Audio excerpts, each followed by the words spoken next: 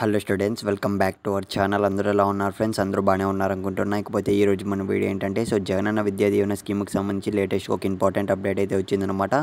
నాలుగో విడత అమౌంట్ కోసం అయితే స్టూడెంట్స్ అందరూ ఎంతగానో ఎదురు చూస్తున్నారు. ఫైనల్గా చూసుకున్నట్లయితే మళ్ళీ మనకు గవర్నమెంట్ నుంచి మళ్ళీ కొత్త డేట్స్ అయితే రావడం అయితే జరిగిందనమాట. మళ్ళీ పోస్ట్ పోన్ చేస్తూనే వచ్చారు ఇప్పటివరకు అయితే.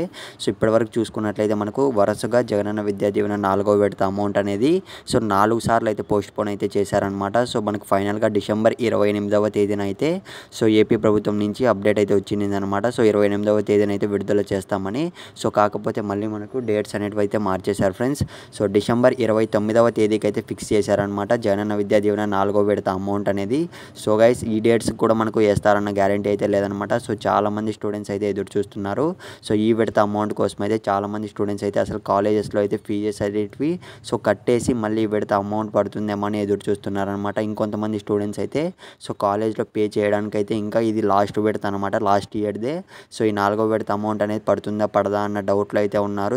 చాలామంది అయితే అడుగుతున్నారనమాట, అసలు ఎప్పటికి పడుతుంది, అసలు వేస్తారా వెయ్యరా అన్న దానిపైన అయితే. ఏంటో ఈ గవర్నమెంట్ నాకైతే అసలు అర్థం కావట్లేదు. చాలా అంటే చాలా డిలే చేస్తున్నారు అనమాట. స్టూడెంట్స్ విషయంలో చూసుకున్నట్లయితే స్టూడెంట్స్ అయితే ఇలాగే బలైపోతున్నారు. విద్యా దీవెన అమౌంట్ అనేది వేస్తాము అన్నారు. డేట్స్ అనేది ఫిక్స్ చేసి కూడా మళ్ళీ ఎలా చేంజ్ చేస్తారో నాకైతే అర్థం కావట్లేదు ఫ్రెండ్స్. వెయిట్ చేద్దాం.